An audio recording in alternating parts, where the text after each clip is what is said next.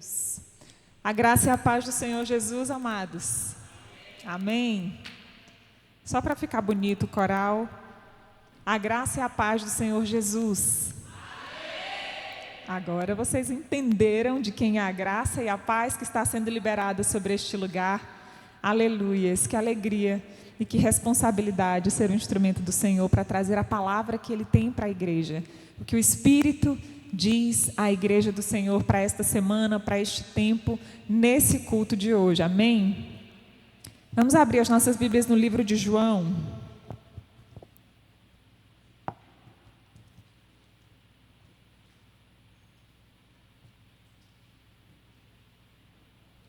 João capítulo 1.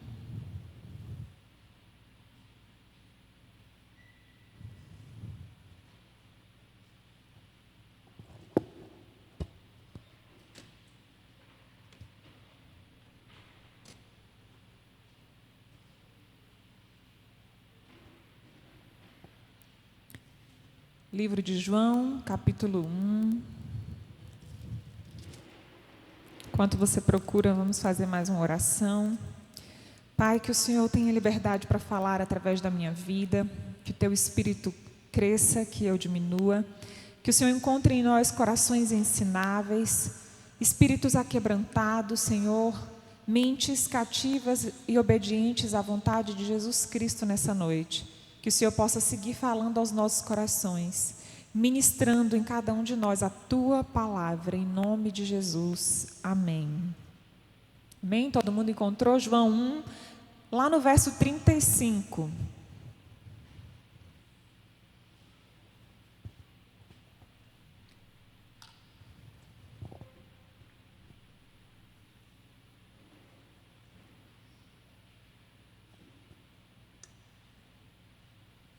Vamos começar a leitura a partir do verso de número 35, que diz assim: No dia seguinte, estava João outra vez na companhia de 2 dos seus discípulos.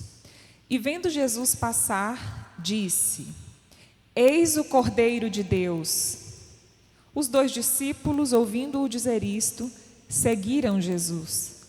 E Jesus, voltando-se e vendo que o seguiam, disse-lhes: Que buscais?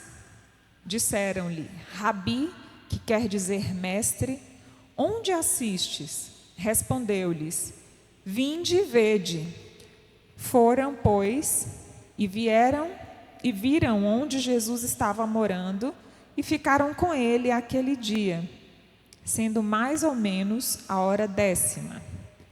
Era André, o irmão de Simão Pedro, um dos 2 que tinham ouvido o testemunho de João e seguido Jesus. Ele achou primeiro o seu próprio irmão Simão, a quem disse: Achamos o Messias. E o levou a Jesus. Olhando Jesus para ele, disse: Tu és Simão, o filho de João. Tu serás chamado Cefas, que quer dizer Pedro. Amém? Até aqui. Amados, essa ministração de hoje, ela é muito especial, porque ela vem fervendo no meu interior e o Espírito de Deus testificou que Ele quer fazer o mesmo com todos vocês. Falei que bom que isso não vai parar em mim, porque eu não estava mais suportando tanto temor do Senhor de receber essa palavra e reter. O livro de João é um livro que fala, que anuncia Jesus como verbo, né, que anuncia Jesus como aquele que veio, se fez carne e habitou entre os homens. Então ele carrega a mensagem de que Cristo é a vida, de que por meio de Jesus nós acessamos a vida abundante, a vida eterna, a vida que não tem fim, a vida na glória, a salvação. Esse é o propósito maior do livro de João, da mensagem que João traz. Jesus como fonte e canal de acesso à vida eterna para mim e para você. E hoje nós vamos ser ensinados dessa perspectiva de acesso a essa vida e de instrumento para que outras pessoas também consigam acessar. Nós entendemos, e João começa dizendo que Jesus é o Verbo e o Verbo se fez carne. Ele fala para nós, e é através de 7 verbos essa noite que nós seremos ministrados verdadeiramente e ensinados sobre como nós termos atitudes de cristãos. Porque muitas vezes as nossas atitudes não demonstram aquilo que nós dizemos ser, aquilo que nós professamos ser, ou aquilo que nós até mesmo acreditamos ser. E hoje é o momento de nós ajustarmos e aplicarmos esses verbos. Porque o que é o verbo? O verbo, ele é um substantivo que ele indica uma ação. Ou seja, existe algo para fazer. E hoje é sobre ações que nós precisamos tomar, atitudes que nós precisamos adotar na nossa vida cotidiana, que nós vamos aprender ou reaprender, em alguns casos, a ter essas atitudes que nós, como cristãos, devemos ter e viver de maneira que nós venhamos glorificar a Deus. Fala comigo, o primeiro verbo. Então, o primeiro verbo que nós vamos estudar essa noite é o verbo ver. Fala para o seu irmão, é o ver. Amém? É o verbo ver. Sabe por quê? A gente, às vezes, acha que está vendo tudo que está diante de nós. Mas muitas vezes nós estamos apenas enxergando. Nós não estamos vendo. E o Espírito Santo quer nos ensinar a alcançar a sensibilidade de ver. Porque ver vai além de enxergar. Enxergar eu vou até um certo ponto. Depois a minha visão não vai conseguir mais enxergar. Mas ainda assim eu posso ter visão do que está lá por meio da visão. Não mais porque eu estou enxergando. De forma ainda mais prática para ilustrar, se nós apagarmos todas as luzes aqui vai ficar escuro. Sim ou não? Vai ficar escuro. Eu não vou enxergar nenhum de vocês. Certamente. Mas com elas acesas eu consigo ver o rosto de cada um de vocês, eu consigo ver todas as cadeiras, toda a estrutura que está diante de nós. E profeticamente eu consigo ver além. Aí eu já não enxergo, aí eu vejo. Eu vejo o Espírito de Deus se movendo entre nós. Aí a visão me permite perceber a graça e o poder que está no nosso meio e que será e que está sendo liberado sobre a vida de cada um de vocês. Aí a visão me faz enxergar quem está sedento por receber o que Deus veio liberar sobre mim e sobre você hoje. Aí a visão me faz enxergar aqueles que estão aqui despedaçados por uma palavra, por um toque, por uma visitação do Espírito Santo, por uma transformação, por salvação. Aí a visão me permite enxergar arrependimento. A visão me permite enxergar contentamento. A visão me permite enxergar também incredulidade. Mas sabe, enxergando com olhos naturais, não é possível ver nenhuma destas coisas. É por isso que pelo Espírito nós precisamos receber visão de Deus e usar essa visão nas nossas vidas.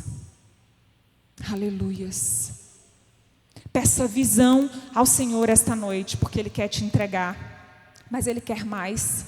Ele não quer que você apenas veja e use aquilo que você está vendo para si, para o seu próprio benefício.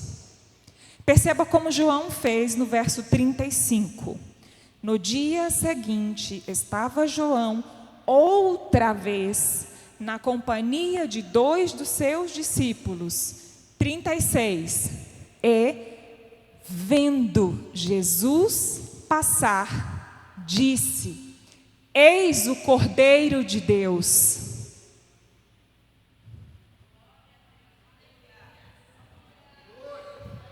É para Jesus. Ei, discípulo caminha junto. E a Bíblia reforça essa tese a cada vez que nós a estudamos. A Bíblia diz que João, outra vez, caminhando com seus discípulos, viu Jesus passar. E ele deixou passar desapercebido? Não. Ele disse: Eis o Cordeiro de Deus. Ei, ali vai Jesus. E ali vai aquele de quem eu tenho dito, de que eu tenho anunciado. em quem eu tenho crido. Sabe, porque se ele discipulava esses 2 discípulos, se ele caminhava junto com esses homens, ele ensinava sobre Jesus. Ele falava sobre Jesus para esses discípulos. E quando ele teve a oportunidade de avistar Jesus, ele não ficou quieto, ele não ficou inerte, ele não ficou apático. E ele não se limitou ao que ele estava enxergando. Ele diz, aquele homem ali é Jesus. Aí ele estaria dizendo como quem enxergava. Mas ele disse como quem vê, como quem tem visão. Ele disse, eis o Cordeiro de Deus. Ele está dizendo, é aquele que veio para remir o pecado do mundo. Vai ali. Não é qualquer um que está passando diante de mim, de você. E ele chama a atenção para que os seus discípulos também vejam o que ele vê. E o que você está fazendo para que os seus discípulos, os seus filhos, o seu esposo, a sua esposa, os seus colegas de trabalho, os seus vizinhos, vejam como você vê? Você está mostrando Jesus para eles? Você está ajudando eles a alcançarem? Você está ajudando a visão deles ser aguçada? Você está mostrando, você está sinalizando, eis o Cordeiro de Deus. Aí vai Jesus, aí é Jesus. Primeiro verbo, ver. Visão do céu. Mas ver só para mim não. Ajudar os outros a também enxergar, a também perceber, a também reconhecer. Foi o que João fez com seus discípulos. Sabe, nós precisamos ajudar as pessoas a enxergarem da perspectiva de Cristo. Ai, mas ela só tem problema, ela só conta miséria, ela isso. Ajude ela a enxergar Jesus na miséria que ela está te contando. Ajude ela a ver Jesus, porque Ele está naquela miséria também. Se Ele está permitindo, Ele está no controle, Ele não perdeu o controle. Ela precisa enxergar Jesus ali, mas ela está precisando que você aponte, que você faça como João fez. O que você tem feito para as pessoas à sua volta enxergar? Não apenas enxergar, mas ver e reconhecer Deus, reconhecer Jesus nas suas vidas. Nós temos esse papel.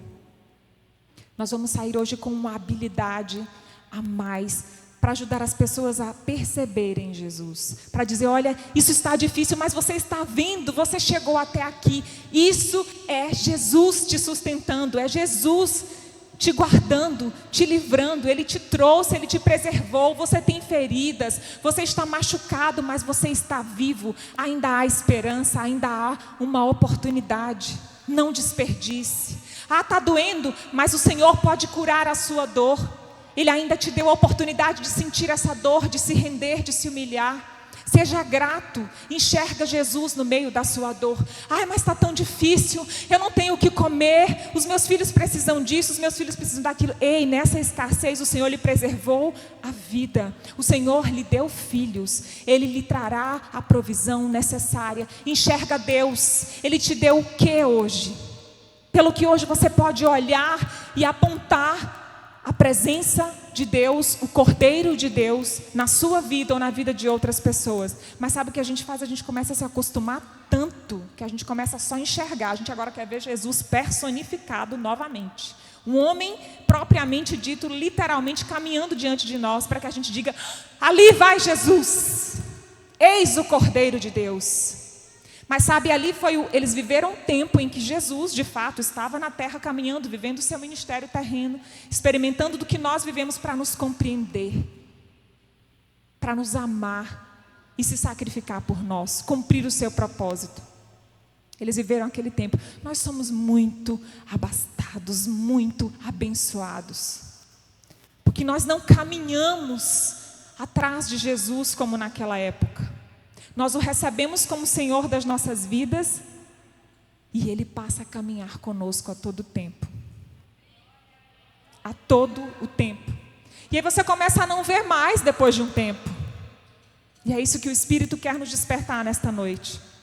Diga para o seu irmão mais uma vez, o primeiro verbo é ver. E o segundo, fala para ele, o segundo é ouvir. Não é muito distante ou muito diferente. Acontece muito semelhantemente o que acontece com o ouvir, acontece com o ver. Igualmente nós costumamos nos acostumar com a voz do Senhor, com o que a palavra do Senhor... já ouvi essa pregação tantas vezes. De novo João 1, João 15, de novo Salmo 34. Todo culto. Não é assim que a gente vai ficando com o tempo? Arrotando, cheio, sem entregar e sem transferir aquilo que não é nosso. Porque aquilo que o Senhor nos dá, a graça, o favor dele, a oportunidade que ele nos dá é para que a gente utilize e transfira isso para que outras pessoas também possam acessar, também possam usufruir. Mas a gente começa a não mais reconhecer a voz, a gente começa a não mais se importar com ela, e daqui a pouco a gente já acha que não está mais nem escutando, porque não está ouvindo exatamente aquilo que gostaria de ouvir.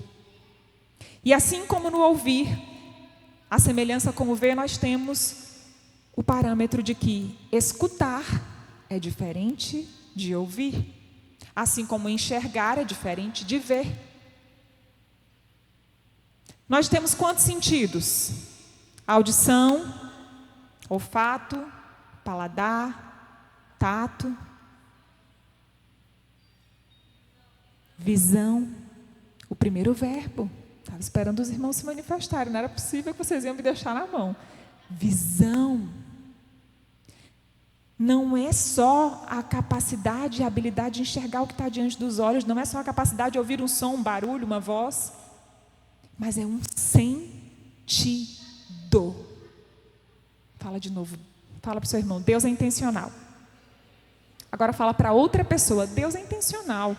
Sabe que ouvir e ver são sentidos.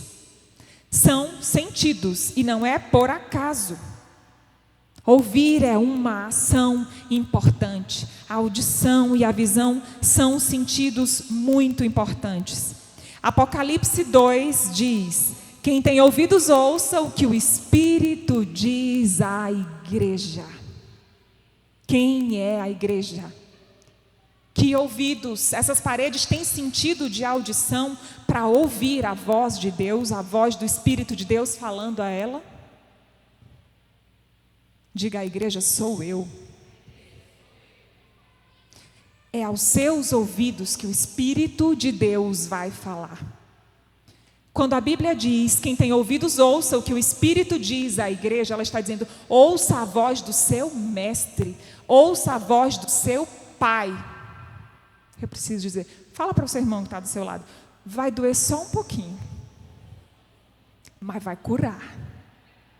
Aleluias, aleluias. Jeremias 7, verso 23, está escrito: dei-lhes, entretanto, esta ordem: obedeçam-me, e eu serei o seu Deus, e vocês serão o meu povo.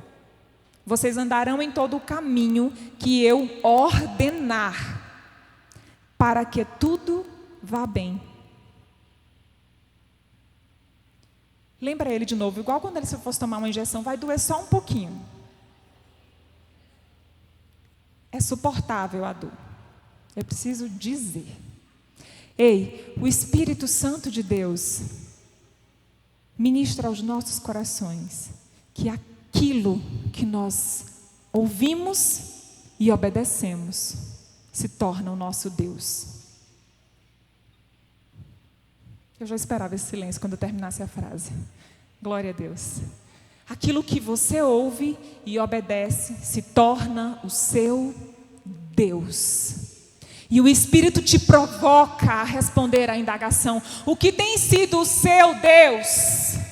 Aleluia. O que tem sido o seu Deus? A quem você tem obedecido? Que voz você tem escutado? Por onde você tem andado? Enquanto eu digo, enquanto eu ordeno. Ei, Jeremias, Deus não está passando mãozinha, Deus não está enrolando, não está colocando açuquinha, não está dizendo que a agulhadinha não vai doer. Ele mandou foi eu avisar que ia doer um pouquinho, mas a dor é suportável, é para a cura. Ele diz que ordenou. Sabe, Senhor, Deus é soberano, tem poder. Ele dá ordens. E quem manda, manda. E quem tem juízo, obedece. É assim que a banda toca. É assim que funciona. Filho que obedece, honra pai e mãe, prospera. Tem vida prolongada na terra, próspera. Deus ordenou. Dei-lhes, entretanto, esta ordem: obedeçam-me, serei o Deus de vocês e serão meu povo. A parte B do verso diz: vocês andarão em todo o caminho que eu ordenar, para que tudo te vá bem.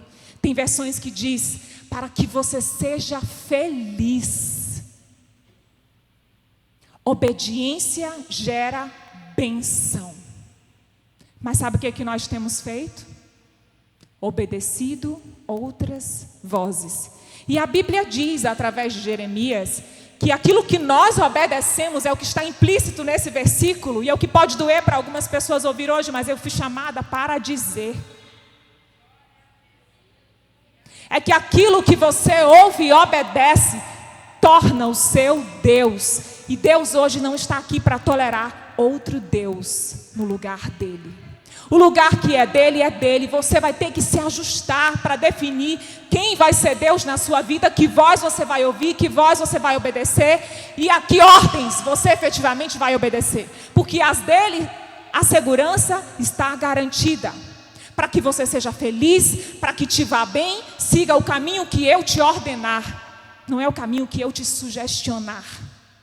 Opção 1, 2 e 3. Deus diz, vá para a direita. É para a direita que você tem que marchar. Deus diz, dê um passo para trás. Acho que eu vou ficar aqui. É para trás. E ponto. Com Deus é sim, sim, não, não. Não tem meio termo. Não tem espaço para confusão.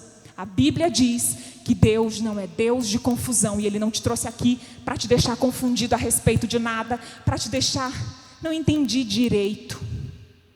Deus é claro nas suas falas, nas suas ordens, nos seus ensinamentos. E Ele não está disposto a tolerar outros deuses. Ei, é a sua voz. É a voz da sua mãe. É a voz da sua esposa.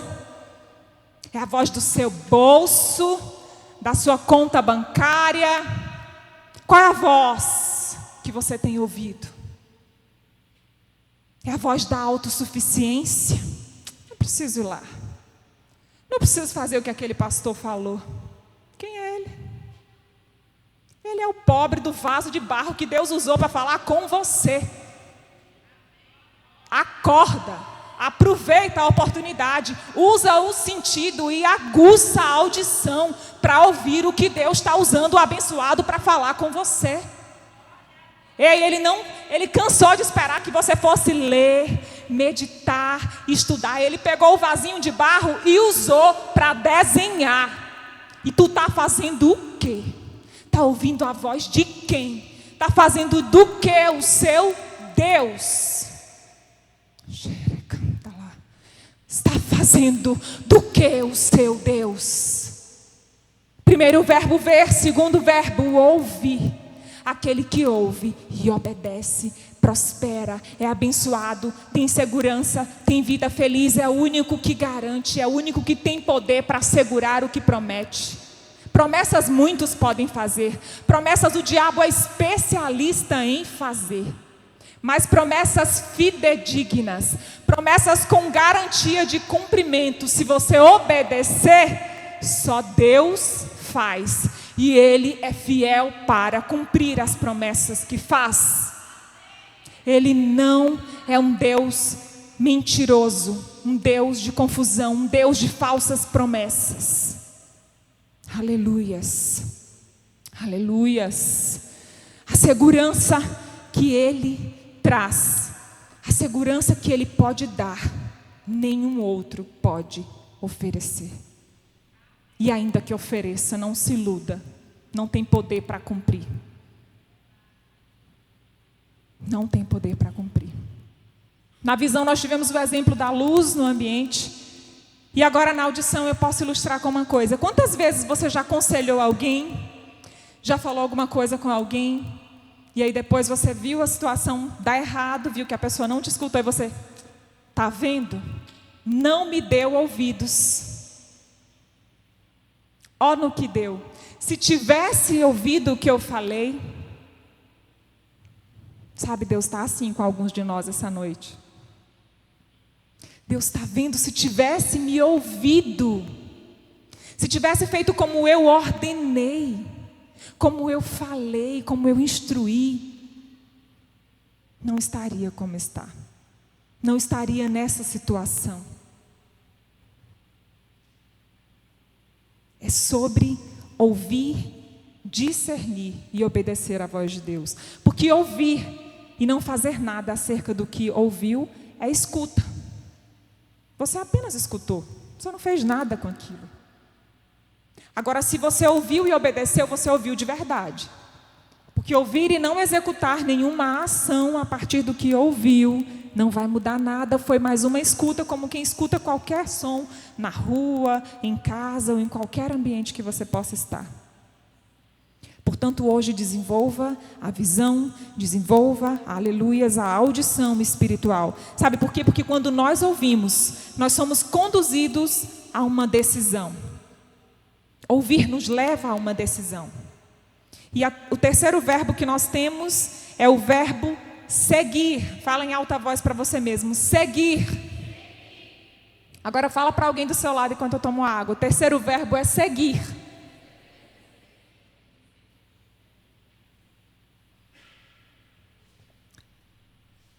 Perceba que você já sabe o que vê, tem uma audição apurada, e agora essa escuta dessa voz poderosa que ordena e que até o mar para e obedece. Você, verminho de Jacó, não vai obedecer? Vai pagar para ver? Não creio. Não creio de verdade. Você vai seguir. Você vai se posicionar, porque você ouviu a voz de muitas águas. A voz poderosa. A voz que ordenou e houve fôlego nos seus pulmões.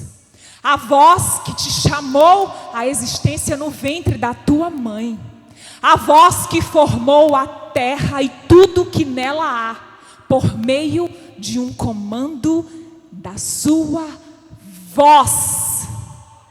Portanto, não ignore a voz de Deus. Não menospreze a voz de Deus. Não se acostume com a voz de Deus. Tenha reverência quando Deus falar ao seu coração. Quando a palavra de Deus for propagada e anunciada. Quando um testemunho acerca do que Deus fez na vida de alguém for propagado.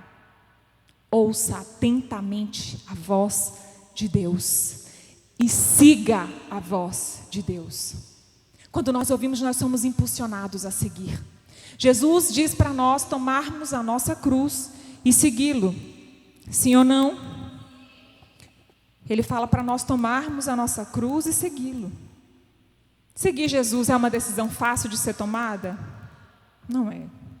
Nós não estamos aqui vendendo um evangelho oba-oba, é bem facinho, é mamão com açúcar, aguinha de coco, pode vir, vem ser amado. Sim, vem ser amado, porque ser amado de verdade é ser ensinado na palavra, é ser corrigido, é ser repreendido, é ser confrontado, é ser forjado um cristão genuíno, que reconhece a voz do seu mestre, que obedece à voz do seu mestre, que vê além do que está ao seu alcance.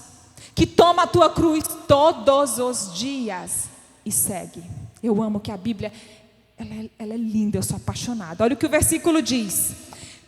Lucas 9:23, Jesus dizia a todos, se alguém quiser, percebam que ele é maravilhoso. Eu exijo que me siga. Não. Você tem o livre-arbítrio, ele te deu e ele não toma, você vai decidir. É minha e sua decisão. O livre-arbítrio que ele nos deu é nosso. Nós administramos o que ele nos deu.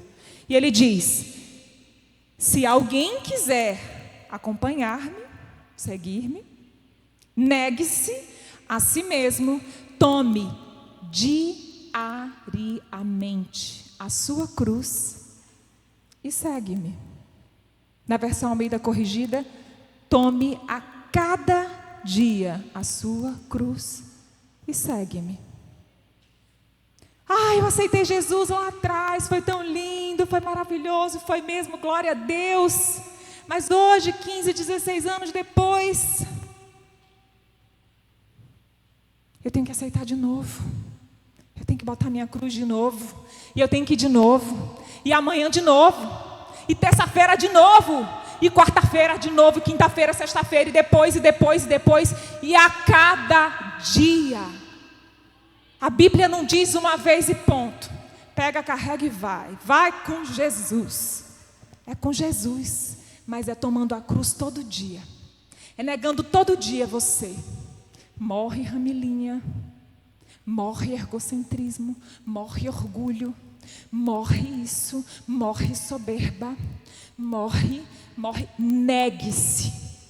Eu queria tanto estar em tal lugar agora, mas Deus me quer aqui. Eu renuncio por ti, eu nego, e domingo que vem eu vou negar de novo, e domingo que vem eu vou negar de novo, e terça eu vou negar de novo, e vou renunciar o que for preciso renunciar para estar na casa do meu Pai.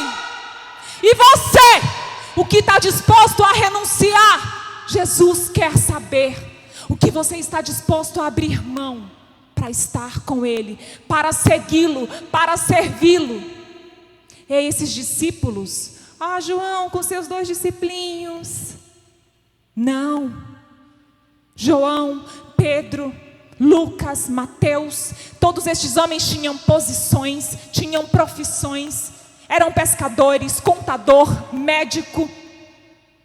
Quantas profissões e quantas habilidades e funções eles desempenhavam na sociedade, tinham família. E eu volto a dizer, naquela época eles tiveram que negar verdadeiramente coisas que eu e você hoje não precisamos negar. Eu não preciso largar meu marido com meus 3 filhos e dizer, eu vou seguir Jesus, como Maria Madalena largou tudo para trás. Onde Jesus foi, eu vou. Onde Jesus foi, eu vou. Vamos dormir aqui, bora dormir aqui. Jesus subiu, eu vou subir. Jesus desceu, eu vou descer. Jesus correu, eu vou correr atrás, porque eu vou junto, eu vou junto. Largo tudo, eu não quero saber. Mas você é gerente de tal lugar, você faz isso, o seu salário é tanto. 3 crianças, seu marido te ama. Jesus, eu quero Jesus, eu largo tudo. Não, hoje você não precisa fazer isso. Hoje eu não preciso fazer isso. Não precisa. Alguém dá glória a Deus? Está tão mais fácil hoje. Pergunta para o Espírito Santo que Ele vai te revelar. O que você precisa renunciar hoje? O que é que você precisa largar hoje? Será que não é o orgulho? Será que não é parar de falar mal dos outros? Será que não é parar de mentir? Será que não é parar de assistir um conteúdo impróprio que você vem assistindo de uns meses para cá? Será? Será que é esse jogo? Será que é essa bebida? Ei, Deus está falando contigo. Aleluias. Pergunta para o Senhor, Ele tem prazer, contentamento em falar para você ouvir. Aleluias. Ele quer que você ouça. Ele quer que você o busque, que você negue a si mesmo. Tome a sua cruz a cada dia e sigam.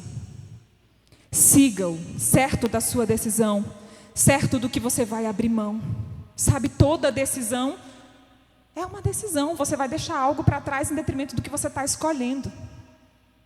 Quando nós nos casamos, nós não deixamos para trás a vida de solteiro?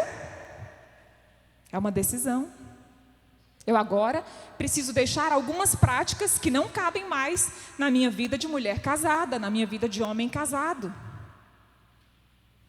Quando eu me torno pai, quando eu me torno mãe, essa decisão também traz consigo outras atribuições, outras responsabilidades. A minha rotina vai mudar. O meu sono nunca mais será o mesmo. Sim ou não? Nunca mais. Mas vale a pena ou não vale? O que você precisa renunciar para ser casado? O que você precisa renunciar para ser pai, para ser mãe? Agora eu vou investir na minha vida fitness, vou me cuidar, vou começar a fazer atividade física. E aí você vai pagar um dobrado, vai malhar, vai investir em acompanhamento com personal, acompanhamento nutricional. E aí vai comer errado, vai comer um monte de açúcar, de fritura. Você fez uma escolha. Você vai precisar abrir mão de alguns hábitos alimentares ruins. É uma decisão. Seguir Jesus não é diferente, é uma decisão. E você precisa saber dele, o que você vai ter que deixar para trás, o que vai ser necessário renunciar para você seguir verdadeiramente. Seguir. Não parar, não desanimar. No primeiro não, estava tão bom, Jesus estava me abençoando tanto, eu queria tanto isso, e ele disse não. Ele continua sendo Deus, ele continua tendo poder, a sua voz continua sendo a mesma, e a vontade dele é soberana. Na primeira frustração, na primeira perda, pelo que você vai parar de seguir Jesus? O que vai te fazer abrir mão da tua vida eterna? O que vale mais? O que é mais atrativo, o que é mais importante, o que é mais precioso para você, do que passar uma eternidade salvo na glória à direita do Pai? O que você está disposto hoje a renunciar? Aleluias. E óbvio, à medida que você tomou a decisão de seguir, você vai caminhando para o nosso quarto verbo. Diga para o seu irmão, o quarto verbo é buscar. Aleluias. Vejam que o primeiro verbo é ver. No verso 36, o João diz: e vendo Jesus passar, ele disse: eis o Cordeiro de Deus. Ele evidenciou a necessidade que nós temos de ver e ajudar os outros a também ver. No verso 37, os dois discípulos, ouvindo dizer isto, seguiram Jesus. Os outros dois verbos, ouvir e através da audição do que ouviu, compelido a uma decisão, a decisão de seguir Jesus. E eles seguiram. E depois que nós seguimos, o que é que a gente faz? Olha o que o verso 38 diz, a parte B. E Jesus, voltando-se e vendo que o seguiam, disse-lhes: que buscais? Pergunta para o seu irmão: o que buscais? Você veio buscar alguma coisa aqui hoje, sim ou não? O que buscais? O quarto verbo é buscar, ver, ouvir, seguir, buscar. A Bíblia diz que ao que pede, recebe, e o que busca, encontra. Se nós buscarmos, nós encontraremos. E o que é que a gente precisa buscar depois que a gente tomou a nossa cruz, negou a nós mesmos, decidimos seguir Jesus? A gente precisa buscar a presença. Aleluias. Você já decidiu segui-lo, mas agora você tem o dever de atrair a presença, porque agora não tem mais aquele homem físico caminhando por aí de um lado para o outro, de uma cidade para outra. Agora ele está aqui. É você e ele e você. E você tem o dever de atrair a presença do Espírito dele para perto de você, para que vocês comecem a se relacionar, para que vocês comecem de verdade a caminharem juntos. Aleluias. Nós precisamos buscar, reservar tempo. A gente vive buscando, a gente acorda cedo, vai trabalhar, leva o filho para a escola, volta, vai para a faculdade, vai para o trabalho, vai para o estágio, vai, busca. Que momento do dia nós paramos para buscar a presença de Deus, para atrair a presença de Deus para perto de nós? Deus quer que isso seja ajustado hoje. O seu dia tem hora para tudo. Você acorda cedo, vai para a academia, chega, vai para o trabalho, toma um café, vai, busca o filho na escola, volta, vai não sei para onde, vai para o dentista, vai para isso, vai para aquilo, vai para o inglês, vai para o curso, vai. E ele está lá, meu filho, estou aqui.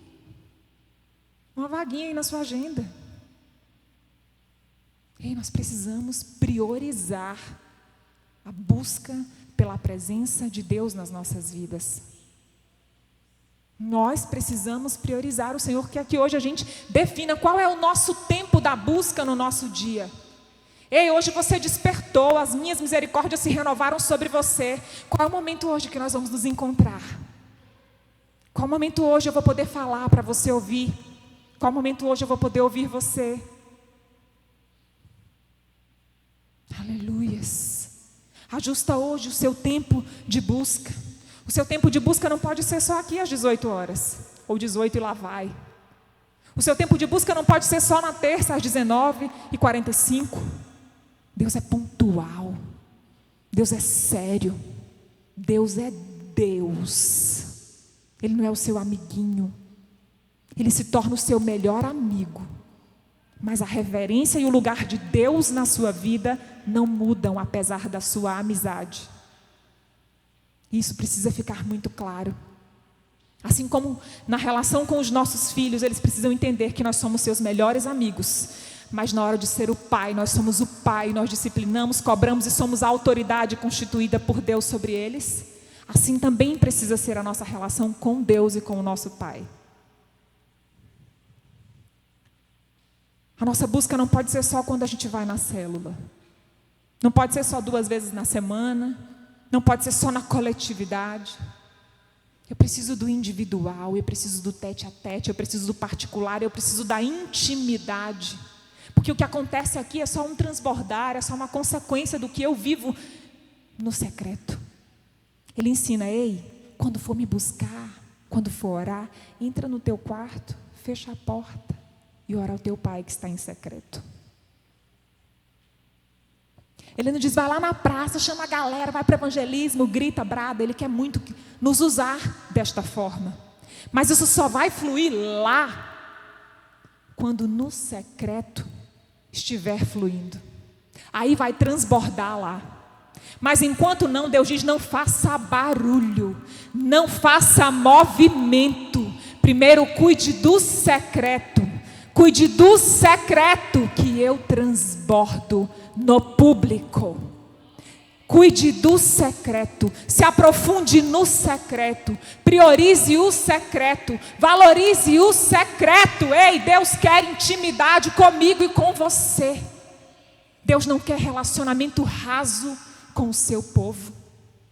Deus não quer relacionamentos rasos conosco.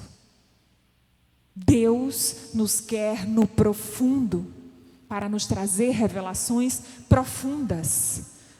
Oh, se nós buscarmos, nós encontraremos. Mateus 7, verso 7 diz isso.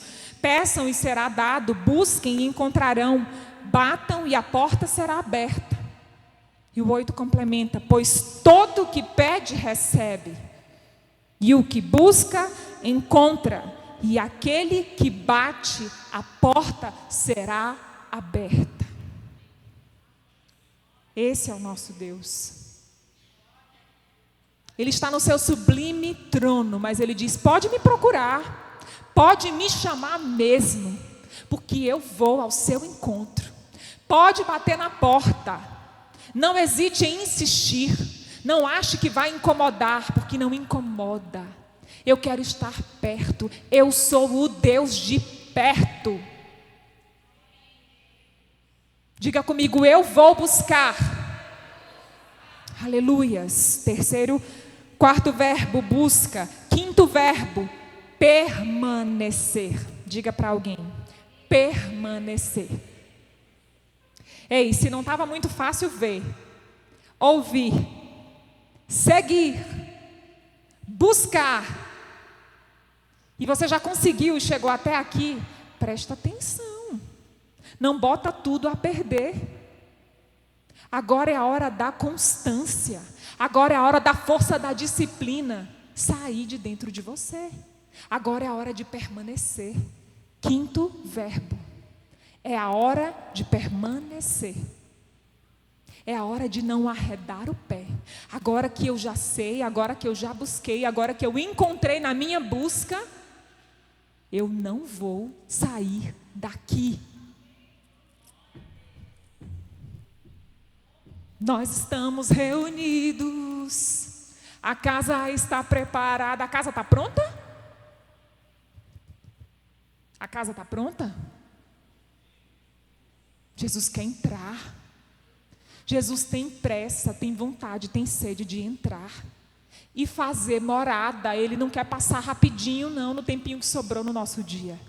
Jesus quer fazer morada. Aleluias. Depois que nós conseguimos, nós precisamos permanecer na presença. A palavra de Deus em João diz, João 15, nós estamos lendo do 35 ao 42. Mas um pouquinho adiante, no capítulo 15, o verso 4, diz o seguinte: permaneçam em mim e eu permanecerei em vocês. Nenhum ramo pode dar fruto de si mesmo, se não permanecer na videira. Vocês também não podem dar frutos, se não permanecerem em mim. Não podemos. Não frutificamos, nem nas nossas vidas e menos ainda na vida de outras pessoas. Precisamos estar ligados à fonte de toda a vida, à videira verdadeira. Somos galhos, somos ramos. E se nós não estivermos ligados ao caule, nós não vamos receber o nutriente que precisamos para os frutos brotarem. Não vamos. Precisamos permanecer. Diga para o seu irmão, permaneça. Vai valer a pena, permaneça. Aleluias. Aleluias. Permanecer é uma virtude. Aqui em João, onde nós lemos, no capítulo 1, o verso de número 39. Depois que nós vimos lá, quando vendo Jesus, ele sinalizou a visão.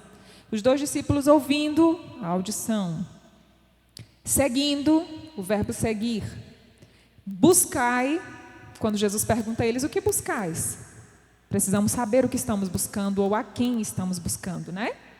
Depois nós precisamos entender o que eles entenderam. Olha a resposta, no verso 39. Respondeu-lhes, vinde e vede. Foram, pois, viram onde Jesus estava morando e ficaram. Ficar é sinônimo de permanecer. Ou seja, você já viveu tudo isso, agora é a hora de ficar. É a hora de estar no lugar que Deus estabeleceu para que você esteja. É o momento de permanecer. É o momento de não abrir mão. É o momento de receber da videira verdadeira todo o nutriente necessário para florescer e frutificar. Permaneçam em mim e eu permanecerei em vós. Me buscou e me achou? Não para por aí. Permaneça. Permaneça na minha presença. Permaneça ligadinho comigo, com o meu Santo Espírito, para que através de você os frutos possam brotar. Nós somos chamados, nós existimos para frutificar. Nós temos esta razão de ser, seja biologicamente, seja espiritualmente, seja intelectualmente. Como biologicamente nós geramos, propriamente dito, os filhos, procriamos. Espiritualmente nós geramos filhos e filhas espirituais e somos chamados, assim como nosso pai na fé Abraão, a sermos pais e mães de multidões. Intelectualmente, moralmente falando, nós somos chamados e confiados a construir um legado à luz do caráter de Cristo. Ser alguém que é reconhecido, que é lembrado por ser uma pessoa que serve e honra Jesus. Que vive por princípios, respaldado na palavra de Deus, no Espírito Santo de Deus. que preza por ser irrepreensível, que erra, que falha, que tropeça, que faz escolhas erradas, que toma decisões erradas, que sente dor, que se frustra, que chora, que se irrita, que é humano, mas que tem consciência da sua razão de ser, de que veio para a glória de Deus, de que existe para que Deus seja visto, reconhecido e glorificado através das nossas vidas.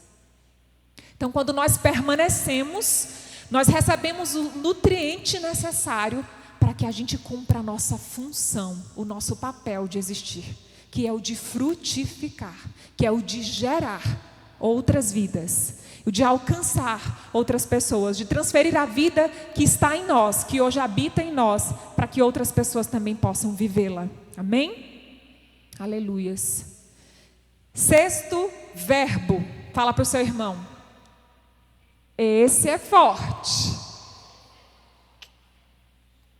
Agora fala para ele de novo. O sexto verbo é testemunhar. Fala para outra pessoa aí.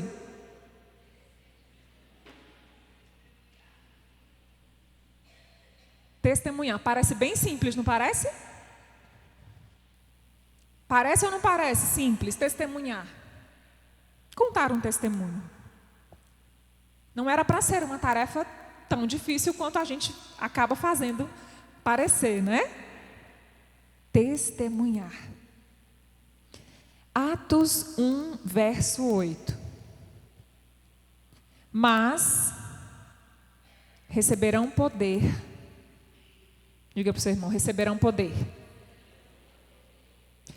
Quando o Espírito descer sobre vocês. E serão minhas testemunhas em Jerusalém, em toda a Judeia e Samaria e até os confins da terra. Não existe limite, não existe língua, não existe fronteira para que o testemunho do que Jesus fez na sua vida possa alcançar a vida de alguém e essa pessoa ser salva por intermédio do seu testemunho. Talvez você ache que para testemunhar e para ganhar pessoas através de um testemunho de missões, você precisa viajar para uma missão propriamente dita, para uma comunidade indígena remota, para um outro país. Mas você está cercado de pessoas que desconhecem o seu testemunho. Nós vivemos cercados de pessoas que não têm ideia do que Jesus já fez por nós. E Deus está um pouquinho incomodado com isso. Eu posso dizer. Um monte de gente hoje ouviu meu testemunho. Um monte de gente ouviu meu testemunho hoje. Sabe por que eu senti o incômodo de Deus com o quanto nós estamos calados acerca do que Ele tem feito nas nossas vidas? Testemunhar é falar, é dizer. Olha, eu era uma pessoa cega, iludida, convicta. E um dia Jesus me encontrou, me atraiu com o amor leal que Ele diz em Jeremias. Me transformou, me tirou a escama dos olhos, me libertou da idolatria, da confusão, do engano, da cegueira. Eu saí do catolicismo, eu estava há poucos meses de ir para o convento. O Senhor me presenteou com um homem honrado, cristão, que cresceu num lar cristão, que desde a infância orava pela sua esposa, que na adolescência recebeu uma revelação acerca de quem seria.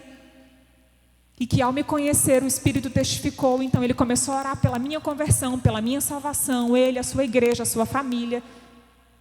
Até que o Espírito de Deus, ouvindo essas orações e em cumprimento à promessa que ele é leal em cumprir na vida dele, me alcançou e me resgatou. Mas poucas pessoas sabem disso. Pouquíssimas pessoas sabem disso. Sabe quantas pessoas sabem que você era um ex-drogado, um prostituto, um marido adúltero, infiel, e Jesus te salvou, te livrou, te fez entender o que é ser amado de verdade, o que é ter hombridade, o que é ser homem de uma mulher, o que é viver a verdadeira masculinidade, o que é viver num ambiente seguro de fidelidade, de paz, de amor, de estabilidade. Te deu uma família. Quantas pessoas sabem que o seu casamento foi restaurado? Quantas pessoas sabem que o teu filho nasceu com uma enfermidade e que você orou e clamou por cura durante 2 anos, até que quando completou 2 anos, o Senhor visitou o meu filho e curou e reverteu totalmente o problema que ele nasceu? Mais e mais pessoas precisam saber. Eu tenho milhares de testemunhos que eu poderia agora sinalizar. Cada um de vocês são testemunhas vivas, porque a palavra de Deus em Atos diz que quando o Espírito dele desceu sobre nós, nós nos tornamos testemunhas vivas de Jesus em Jerusalém, em toda a Judéia, em Barreiras, na China, na Coreia, em Ilhéus, em Brasília, em Luiz Eduardo, em Formosa, no São Francisco, na minha casa, no meu emprego, na sua escola. Ei, até os confins da terra. O Senhor nos chamou e nos outorgou poder por meio do Espírito Santo para testemunharmos do seu poder, da sua glória, daquilo que ele fez em nós. Fale, então somente abra a tua boca. Estou na fila do banco, vou fazer igual a galera da murmuração. Pois é, hora do almoço, os caixas tudo fechado. Foi todo mundo almoçar, aí ó, vou entrar na onda, vou murmurar também. Cara, pois é, né, gente, foi todo mundo almoçar. Estou vendo uma oportunidade. Visão. Fala para o seu irmão, visão. Enxergue a oportunidade por trás da situação. Não se deixa levar no movimento, não. Você não é todo mundo. Fala para o seu irmão, adoro dizer isso para os meus filhos. Você não é todo mundo. Você não é todo mundo, não. Não entre na onda. Enxergue, visualize a oportunidade que está diante de você. Ei, gente, peraí, é verdade, a galera foi toda almoçar, mas a gente está aqui, Deus deve ter um propósito. Deixa eu te contar o que é que Jesus fez na minha vida. Tu não tem ideia, se eu lhe contar. Tu não tem ideia de onde Jesus me resgatou, o que foi que ele fez comigo. E a pessoa vai ficar curiosa para conhecer a sua história. Mas não é sobre você, é sobre Jesus. Você é testemunha de Jesus. Não é a Ramilinha, é Jesus na vida da Ramilinha. Aleluias. E comece a falar do que Jesus fez. E você vai ver que quando você experimentar isso pela primeira vez, você vai ouvir da outra pessoa o que ela está passando. E ela certamente vai precisar, vai testificar de que ela precisava daquele testemunho. Ela vai dizer de uma dor, de uma enfermidade que a família dela está passando, que ela está, que alguém que ela conhece está. E aí você conte outro testemunho. Ah, pois é, enfermidade. Olha, a minha mãe foi curada disso. O meu pai, o meu filho, o meu esposo, o meu pastor. Quantas vezes os testemunhos de vocês, dos meus líderes, me edificaram e eu multipliquei, contei, para que também fosse edificar outras pessoas. Não necessariamente precisa ser o seu, se naquele momento você não se lembrar, se for um contexto em que você precisa dar um testemunho sobre fé. Os nossos pastores têm um livro enorme de testemunhos para a glória de Deus, sobre tantos aspectos, mas o da fé é predominante. Conte, olha, menino, você conhece meu pastor? O pastor Valério, ele é muito conhecido aqui, ele é pastor presidente lá da minha igreja. Conhece o pastor Valdemar? Ele é policial. Ah, muita gente conhece ele pela profissão dele. Pois é, aquele homem tem um testemunho poderoso. Conhece o pastor Durval? Você conhece ele lá como corretor ali? Menina, tu não sabe quem é aquele homem que Deus fez na vida daquele homem, de onde Jesus trouxe ele para ele vir parar aqui nesta cidade. Foi um propósito, foi uma promessa que Deus fez na vida dele e cumpriu. As pessoas, vai passar. O caixa que foi almoçar vai voltar rapidinho. As coisas vão se resolver.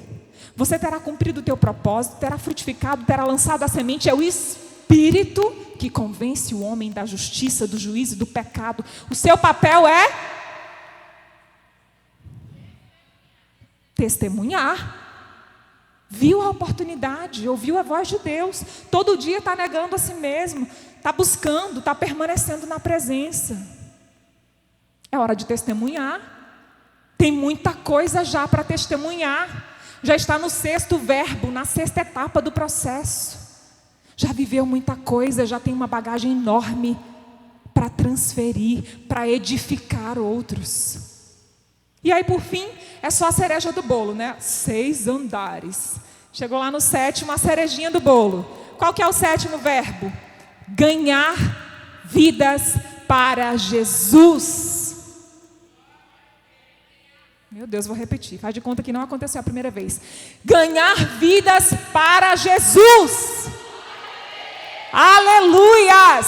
Eis-me aqui. Envia-me a mim, Jesus. Verso 41.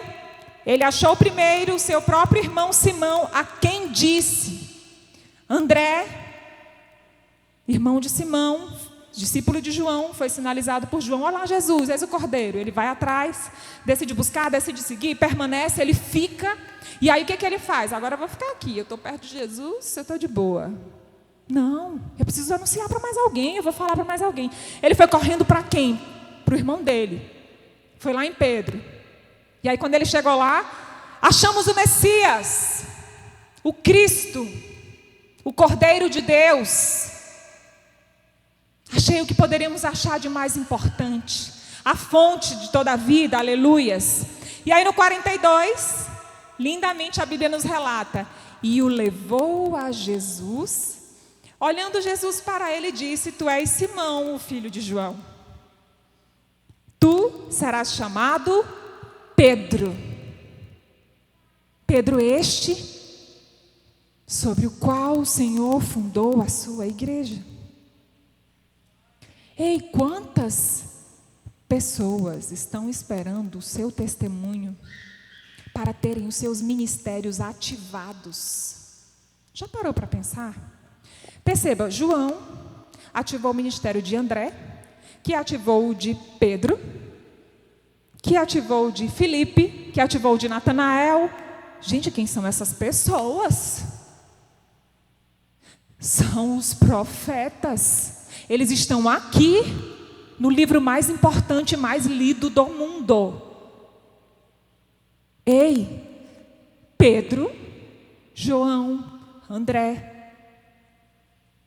Natanael, Filipe, percebam que através do que eles dizem, do que eles testemunham, as outras vidas são alcançadas, são atraídas para o mesmo Deus, para o mesmo ponto, para o lugar de origem. É a consolidação dos outros 6 passos, dos outros 6 verbos, as outras 6 atitudes. O que nós precisamos fazer, depois que nós testemunhamos, pelo poder do Espírito Santo de Deus em nós. Eu acho lindo que, retomando ainda o tópico de testemunhar, esse versículo que nós lemos de Atos 1:8. Mas receberão poder quando o Espírito de Deus descer sobre vocês, e serão minhas testemunhas em Jerusalém, em toda a Judéia e Samaria, até os confins da terra. É uma resposta ao versículo 7. O verso 7 é uma pergunta. Os discípulos estão ali num diálogo com Jesus e eles perguntam: mas quando? Quando é que vai acontecer? E eles estão esperando que Israel seja restaurado, seja resgatado, e eles estão questionando a Jesus acerca do tempo, de em que momento vai ser. E aí Jesus responde: mas receberão poder quando do Espírito Santo descer. E aí ele está dizendo para eles: olha, vocês não têm que se preocupar com o tempo. Não tem que saber se é hoje ou se é amanhã.